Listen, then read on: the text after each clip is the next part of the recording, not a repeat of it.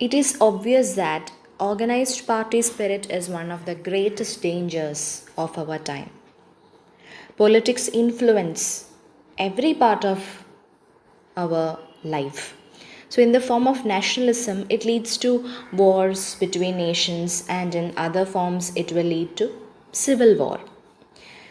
It should be the business of teachers to stand outside the strife of parties and endeavor to instill into the young the habit of impartial inquiry, leading them to the judge issues on their merits and to be on their guard against accepting ex parte statements at their face value. Since children or students are in the hands of teachers, it is very important on the part of teachers to assure that they will not spread any political messages to these students or instill political propagandas to the mind of these young people. um, Teachers should develop that spirit of inquiry in them. The students have to inquire first which is right, which is wrong, what is happening in our society, what is the difference between these activities of different kinds of political parties, and so that they can judge them. They can judge the issues that are happening in the society, the merits and demerits, so that they can guard themselves, they can guard the nation. The teacher should not be expected to flatter the prejudices either of the mob or of the officials. The teacher are not there in support of a political party or a mob. So there should be no kind of prejudices or biases towards any political parties. His professional virtue should consist in a readiness to do justice to all sides and an endeavor to rise above controversy into a region of dispassionate scientific investigation. The professional ethics of a teacher tells teacher to be impartial, not to be the teacher should not have a bias towards any political party, and that way the teacher can show justice to the students and it will not end up in any controversies. There should be that scientific investigation in the students, so the teachers should develop that scientific spirit in students so that they can inquire and realize or know what actually is happening in our society.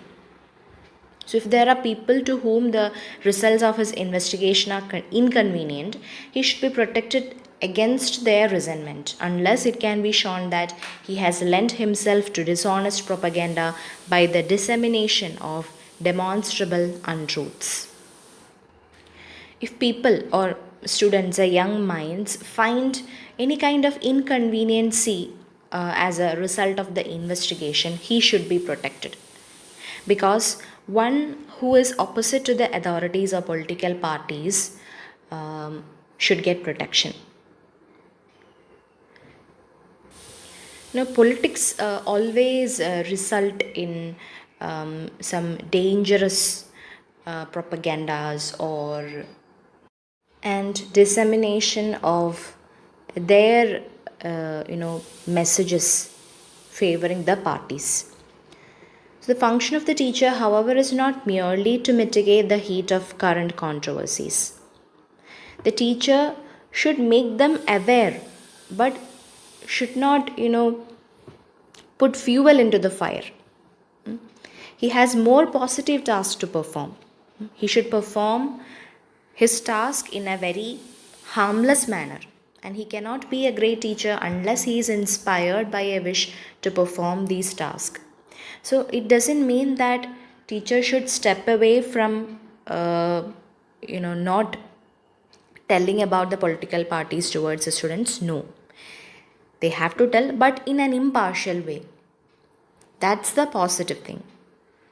Teacher has to perform this task not by making controversies. So teachers are more than any other class, the guardians of civilization. Teachers are those who mold the students guardians of civilization. So they should be intimately aware of what civilization is and desirous of imparting a civilized attitude to their pupils.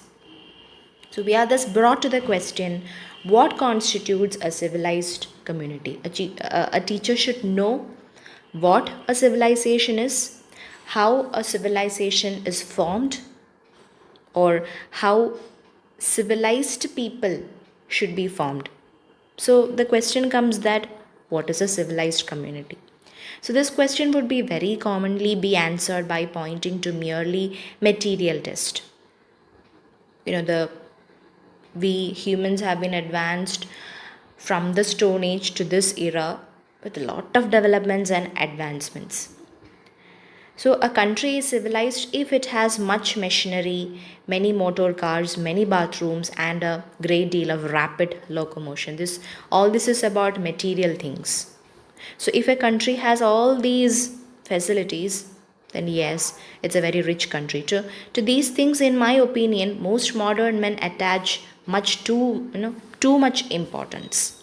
So civilization in the more important sense, actually civilization is a thing of a mind. It's not only about material things. It's not of material adjuncts to the physical side of living. It is all about how we think, how we behave in the society, how we think properly in a genuine manner, in a generous manner. So it's a matter partly of knowledge, so we need knowledge for that, partly of emotion also. So we need both knowledge and emotion and think properly. So as far as knowledge is concerned, a man should be aware of the minuteness of himself and his immediate environment. He should know himself, he should know his environment, he should consider others. He should give respect to others just like he give respect to himself. So he should know each and every point of himself, his environment, and how his environment is related to the world in time and space. He should see his own country not only as home, but every country as his home, but as one among the countries of the world, with an equal right to live and think and feel. So just like he himself, his country, there are many people living around in this world, in their countries. So they have equal rights. Everyone have equal rights. They have the freedom to think, to express. So he should see his own age in relation to the past and the future, and what his ancestors has done for the advancement of the civilization, and what would be the future. So, and be aware that its own controversies will seem as strange to the future ages as those of the past seem to us now. In the past, there have been many controversies. We have been learning from the history, and just like that, the future children also will learn about the things that are going on in our contemporary period, and in the future also there will be controversies. So taking an even wider view, he should be conscious of the vastness of the geological epochs and astronomical abysses, but he should be aware of all this not as a way to crush the individual human spirit, but as a vast panorama which enlarges the mind that contemplates it. So teacher is like a fortune teller. He knows the past, he knows the present, so he should also predict the future. In that way, he should bring up or mold the students, mold their mind, mold their spirit. So, on the sides of the emotions, a very similar enlargement from the pure personal is needed if a man is to be truly civilized. If a man needs to become a truly civilized person, he should be personally, he should have some emotions, knowledge. Men pass from birth to death, sometimes happy, sometimes unhappy, sometimes generous, sometimes grasping and petty, sometimes heroic, sometimes cowardly and servile. We all, behave according to our situations, because according to our circumstances. We learn many things, many lessons from what we are going through in our life. So, to the man who views a procession as a whole, certain things stand out as worthy of admiration. When we see our whole life, we may sometimes feel proud on certain things. And sometimes we think that, oh, we should have done like that before. So, all these are lessons. So, some men have been inspired by the love of mankind. Some role models will be there. Some by supreme intellect have helped us to understand the world in which we live. Through the autobiographies, through the biographies, we realize how great personalities have lived their life in grave situations. And some by exceptional sensitiveness have created beauty. They have created wonders in their life. So these men have produced something more positive good to outweigh the long record of cruelty, oppression, and superstition. So in that case, it is not only our teachers in the classroom have that, that task to mold us, but also each and every, personalities we come through books, through films, or whatever. Whoever can bring a positive outlook in our life becomes a teacher. Whoever can bring changes in our personality, in our behavior, can become a teacher. So these men have done what lay in their power to make human life a better thing than the brief turbulence of savages. Whoever can make our life better in grave situations, in dangerous circumstances, he becomes a teacher. The civilized man, where he cannot admire, will aim rather at understanding than at reprobating. A civilized man should rethink. He should think, he should understand and think what I have done wrong, what I have done good, how can I do it in a better way. So he will seek rather to discover and remove the impersonal causes of evil than to hate men who are in its grip. So it's all about like a scientific experiment. He has to filter every positive things and also drive away all those negative factors that influence in his life. So all this should be in the mind and heart of the teacher. And if it is in his mind and heart, he will convey it in his teaching to the young who are in his care. So it's not about mugging up whatever is written in the textbook. It is all about that, teaching is a talent. Teacher should tell his own experiences, what he has learned, but it should not be biased.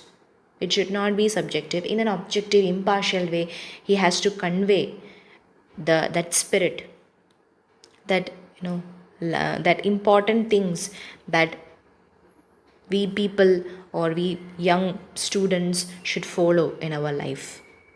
Then only we can create a good civilization in the future. Module 7, Basic Grammar. From today onwards, the next few classes will be about the tenses. So the word tense means the form of a verb which tells the time of the action. And we can divide tenses into 3: present tense, past tense, and future tense. And each tense has 4 divisions: simple or indefinite, continuous, perfect, and perfect continuous. So today we will deal with present tense. So when the action refers to the present time, the verb is said to be in present tense. So first of all, simple present tense. A verb in a simple present tense denotes an action which commences in the present time. In short,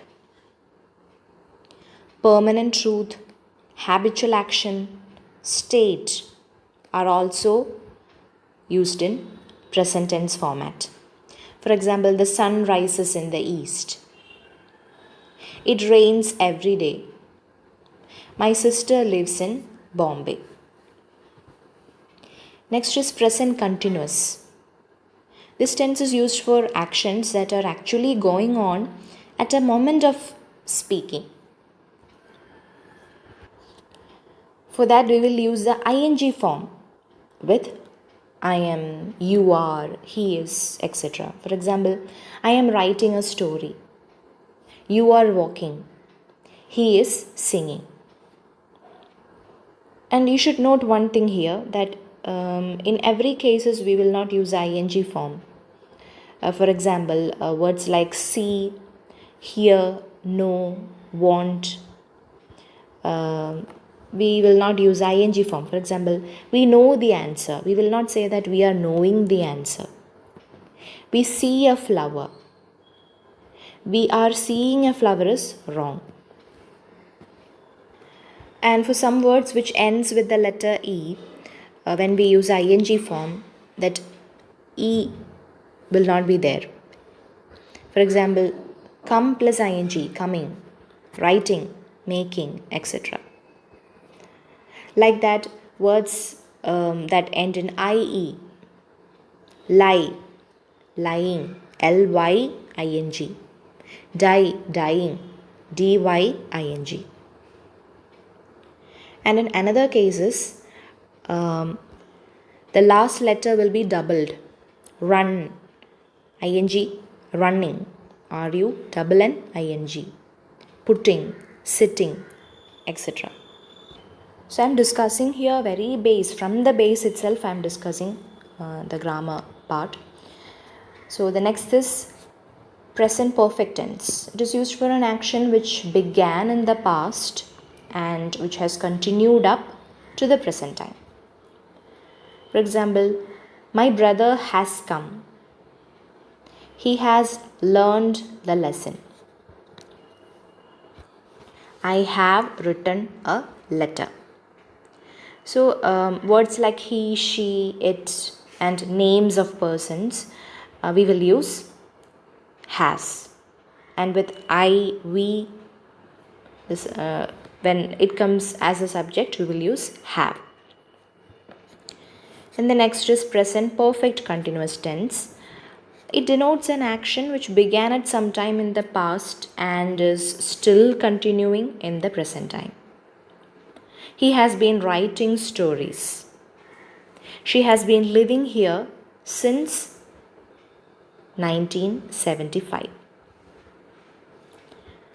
So that's all about the present tense.